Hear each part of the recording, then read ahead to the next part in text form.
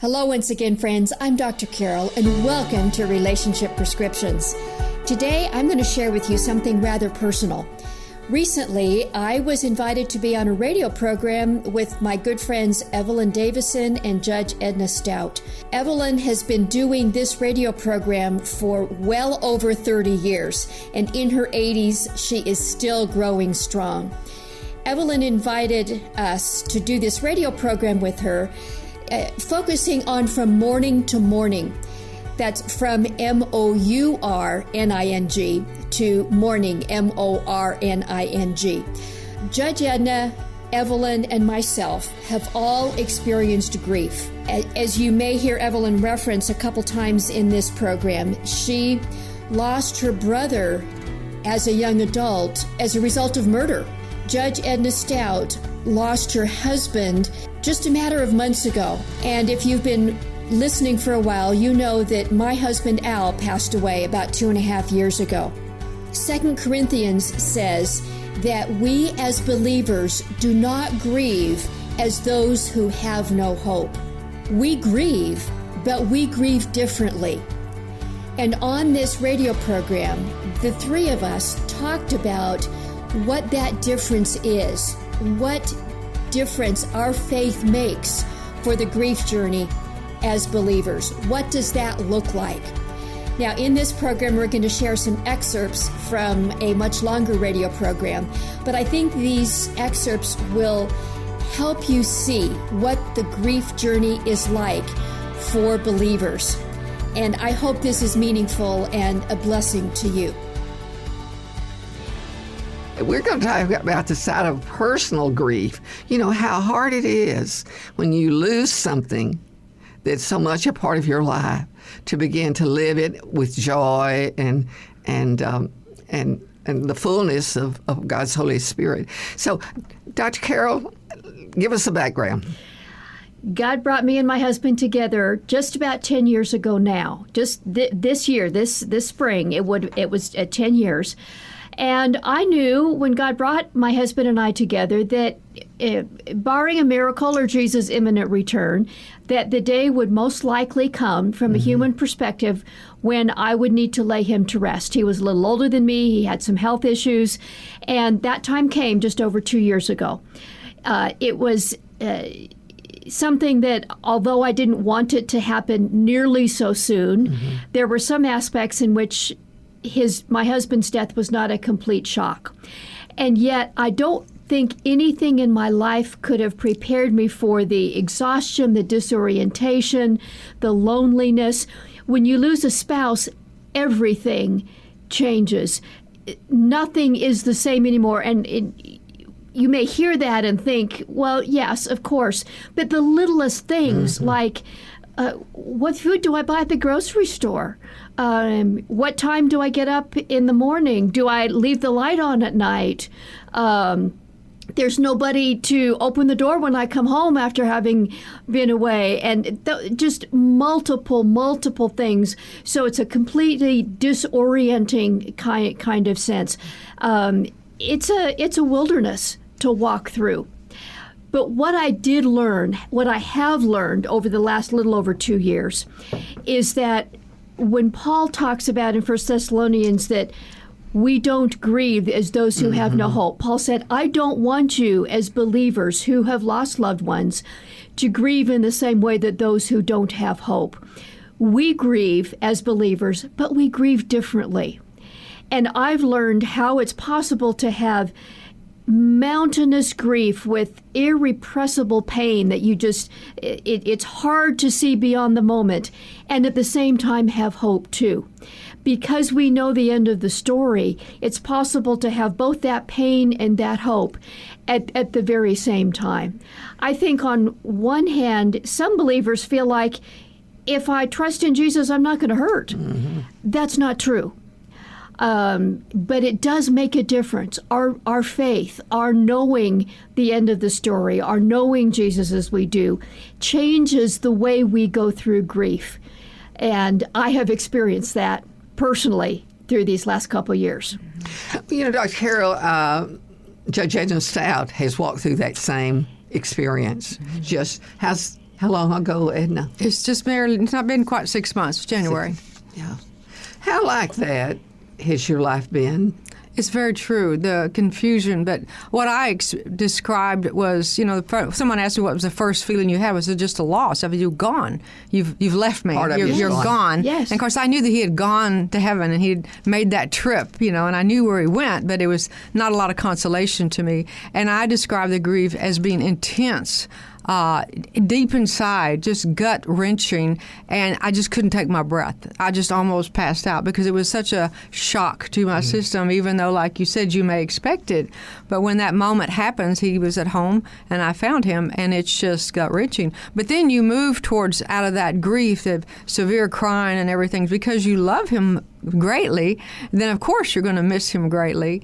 And then you move into that sadness that comes, I just wish he'd been here so that we could continue on our trip to the lake or our trip to see the kids or all those things you're thinking about. And then you move from that sadness, you're looking for that joy that comes next, because God says he rejoices at the death of his saints. Yes. And so God is happy that Randy's with him because he is playing his guitar and he is walking in the woods. And I know that he's content and happy. And so I have to be that way too, because that's what the Lord would have us to be. God is close to the brokenhearted. In Psalm 34, he tells us that he's close to the broken heart. So God knows my heart is broken because I don't have Randy physically with me, but every day I try harder and harder to just realize he's still with me in my memories and in my thoughts and in my love. And I still have great consolation in that and great comfort, and that's what I do. But it's very similar, how you described it. People who have been through the loss of a spouse, it's a little bit different grief. It's not any less painful or less horrible than losing someone else, because loss is loss. If it's your loss, it is the greatest loss. But when you lose a spouse, it's a little bit different because, like you said, I go home this evening and he's not there. The kids are all grown, so it's an empty house. But, God is good. He gets us through it. And that's the difference. Our faith lets us know that we are still not alone. Jesus is with us. Very true. One thing that I learned through this process, if I knew, if you knew, Judge Edna, that, tomorrow this pain would be gone, or 2 days from now this pain would be gone, or in 1 week this pain would be gone. Okay, I can survive this for a day. I can survive it for a week. Part of what is so overwhelming is that it's hard to see the end when you're in the middle of this grief. It feels like it's forever and you feel like you're drowning. But when I can remember that there is an end to the story, we do know that this pain will end. I don't know whether I will go to be with my husband in heaven in another day or a week, or whether it will be another 20 years or Jesus will return, but we know that's coming. We have just as much assurance of that, and that has become very precious to me. Well, when you look at life, it's filled with a lot of things that are painful. Yes. That's right. And you can't get around it. That's exactly true. But we want to talk about the statistics or the structure of grief when we come back. I know as we're talking today, we have a lot of young people that listen to us. Death is tough to deal with. It is. The human condition has a 100% mortality rate. Nobody escapes this. We don't like to talk about it. We try and prevent it. We don't want to think about our own death. We try everything we can to kind of cover it over. We don't talk to children about it. I'm talking about in general. That's the way in general that we approach things. But every single human being, except for the special cases of Enoch and Elijah, every human being dies. And yet, we rage against it. In 1 Corinthians, Paul calls death the last enemy. It is an enemy. This is not the way God created things to be. Although our human condition has a 100% mortality rate, in God's universe, death is the aberration. In God's original creation, in heaven, personally, I believe, and I think we have evidence that out there in the universe there are other beings. Things don't die. Animals don't die. Plants don't die. Beings don't die. Angels don't die. In our world, death may seem normal. But we rage against it, I believe, because that's an echo in part of God created us for eternity. And we sense that this isn't the way it's supposed to be. It's not. It's not fair. It's not right. Why did my husband have to suffer and die? Why did Randy have to die? Why did your brother get killed? Why do our animals? But when you really step back and look at it, why isn't something we can rationalize? Yes, we cry out to God and say, why? And this has become so important to me, too. When you look at Scripture, God welcomed those questions from his friends. You read at the Psalms, and David is crying out over and over again, why, Lord, did you let this happen to me? Why is this going on? Why won't you come help me? That's the thing to do with our questions, is to point them to God. Yes, there is a way where you can question God in bitterness and anger and close yourself off to hearing from him. That's not what we're talking about. But those why questions that we as believers have, that's normal, it's okay, and God welcomes us to ask him those questions. When you look at it from the medical point of view, and you see it every day, I know, Dr. Carol, it's different, than maybe my view of it. And Edna, you sit in that courtroom. I do, and I see grief in the courtroom. She asked me that earlier. I said, being in the courtroom, how do you see grief? Well, grief manifests itself in the forms of rebellion, in the form of depression. I have young people who stop going to school because they have lost someone they love. Right. They become self-destructive because of that loss. They move from the grief into that depression, and they don't know how to deal with that. They don't have that hope, or maybe they just don't know how to grasp that hope. But I see it played out in a self-destructive manner, and grief can do that to you. Being a coroner, again, I see so many people that don't know how to deal with grief, and they end up destroying themselves. Especially people who have lost someone through suicide. Yes. If someone they love has taken their own life, then 1 year to the date, 6 months to the date, another person takes their life. And that is not understanding that grief you're going to go through what I call a roller coaster of emotions. The grief, the anger, the guilt, the disappointment, the memories, the I wish it had been different type. And you go up and down, up and down. Every once in a while someone comes into your life and they recall a sweet memory or a laugh or something happened, and you have these moments of joy and you're glad that you had your time with them, but then you slope that back down again to that grief and that depression again. You have to get through that ride, and then it smooths out eventually. You never forget them. The grief is kind of gone. It's replaced with a sadness, and eventually that sadness is replaced with just a feeling of knowing that you had a great love in your life, and you still do. Hi there, it's Dr. Carol. I want to just take a moment and share some exciting news with you, and then we'll get right back to the program.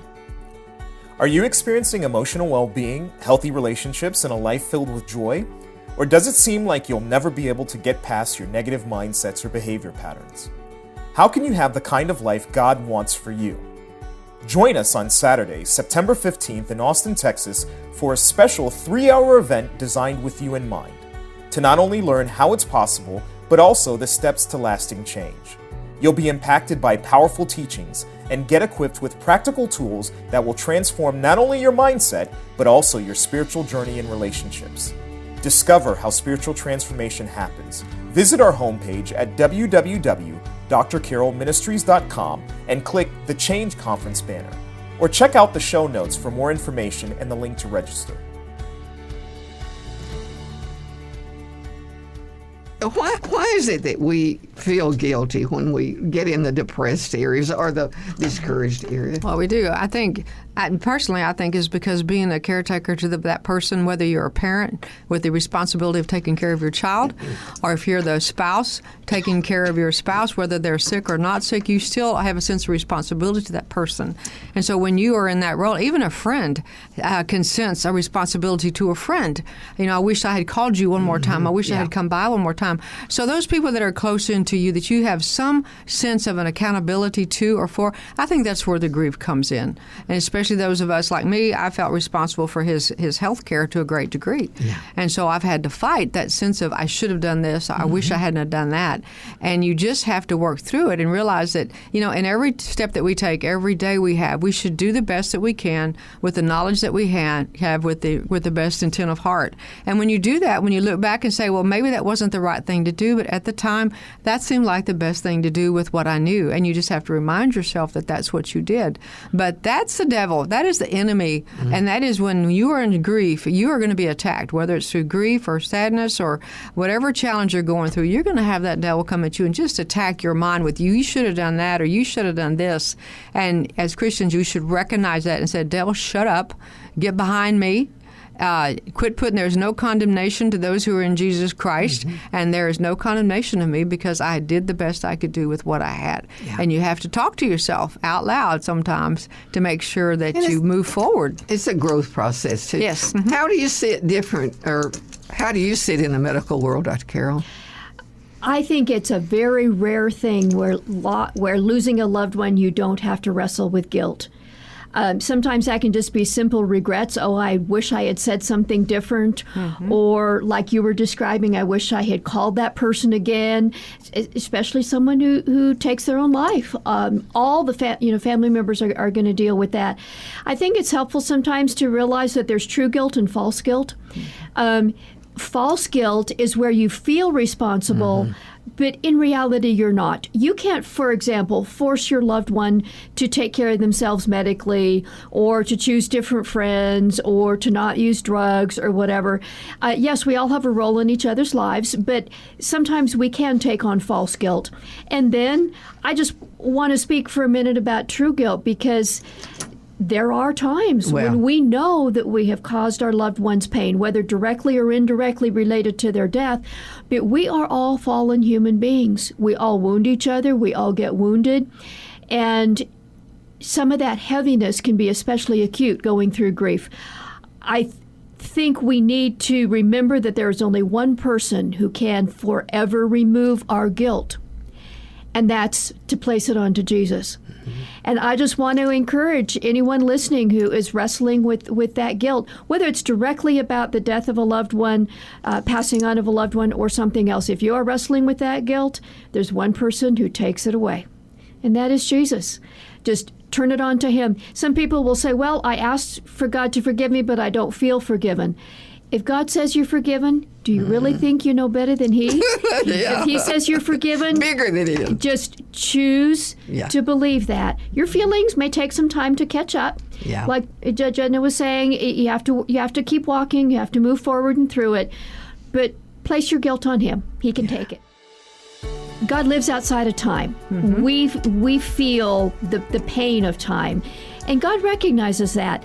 There's also scriptures, both in Ezekiel and in the New Testament, where it says, God is not willing that any should perish. And I believe that has a physical meaning as well as an eternal meaning. And I say that because I sometimes hear people say, well, why would God punish me by taking my loved one for himself? Isn't that God being selfish? Yes. And I want to address that feeling. Why would God take my loved one who wasn't saved yet? Why didn't he leave them here so that they could be saved? First of all, God sees the whole picture, and he sees things that we do not. But then he does understand our grief. In Isaiah 53, one of the phrases that is used of Jesus is, he carries our griefs. Now, that can be translated in different ways, but he carries our load as grieving loved ones tenderly as well. I love the picture that Mary, Martha, and Lazarus have with Jesus, and we've alluded to that already. Jesus wept when he came and was experiencing the loss of his friend, even though he knew it would be short-lived. But how did he approach Mary and Martha, those sisters who had lost their brother? He empathized with them. He encouraged them. He was tender with them. He didn't berate them for their sadness, for feeling the loss. He didn't try and say, you shouldn't be grieving, you shouldn't be weeping.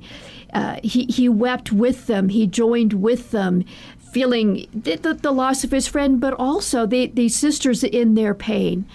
And so I think because we live inside of time, we often have a difficult time fully embracing what eternity will be. Yes, this life is so incredibly short, and God welcomes when his children come home.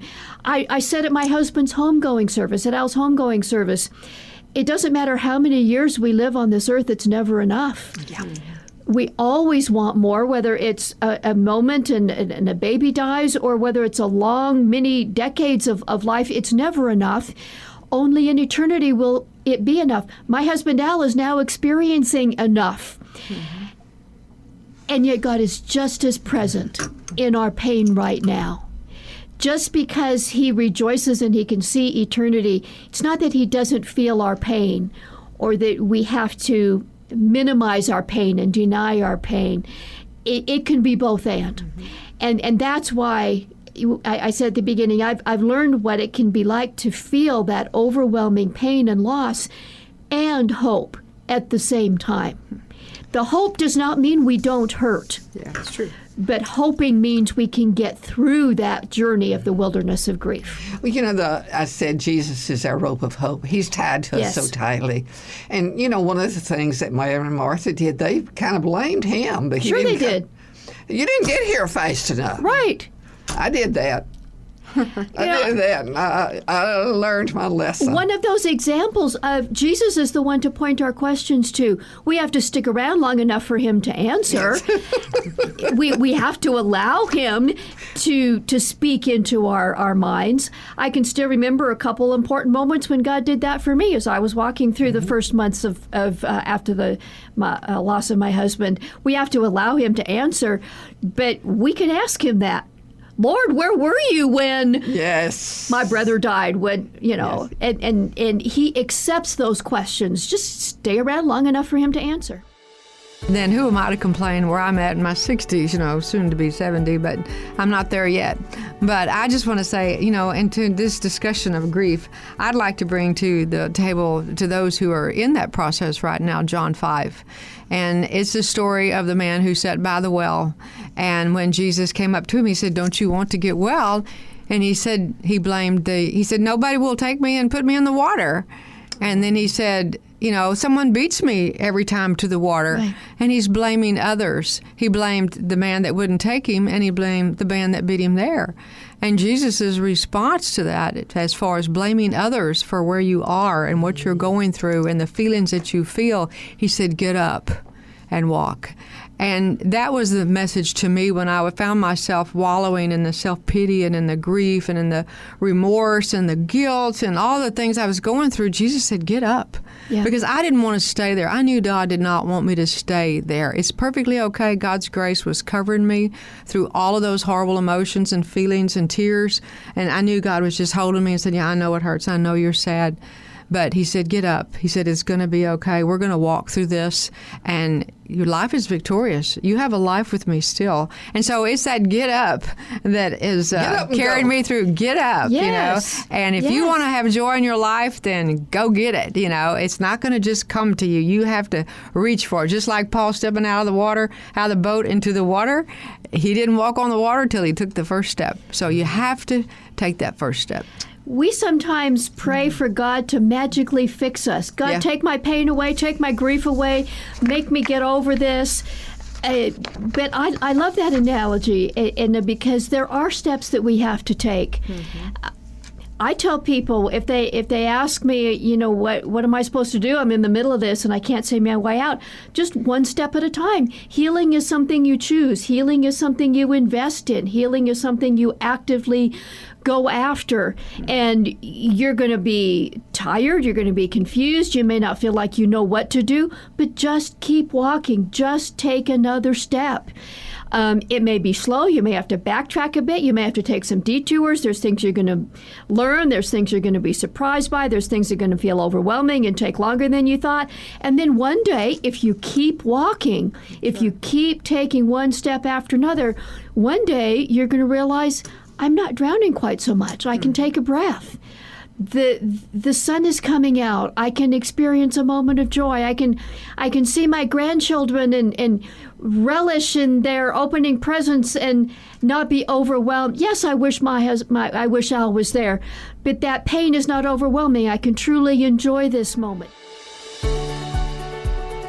I hope that was meaningful for you. And if you are walking a journey of grief, I pray that this has given you a measure of hope. If you are in the middle of that journey right now, let me just mention a couple highlights, a couple takeaways that I hope you will embrace and take with you. Number one, just keep walking. Just keep doing the next thing, one small step at a time. When you are in the middle of a grief journey, it can feel overwhelming. It can feel almost impossible to look very far into the future. Just do the next small thing. And if you keep doing that, the sun will shine again. Number two, reach out and connect with someone. This journey needs people to come along with you. That may be difficult. That may be one of the most challenging things you can do. But that is one of the best places to use your precious limited energy during this time. Reach out and connect with someone. And then number three, talk to Jesus about it. Just keep coming back into His presence. Bring your grief to Him along with all the other emotions, whether it's anger or confusion or exhaustion or whatever it is. Just bring all of that back to Jesus. Stay in His presence. Let Him put His arms around you, and you can experience His comfort. If this has been meaningful to you, I would be happy to hear from you. Leave me a comment on the podcast page on our website.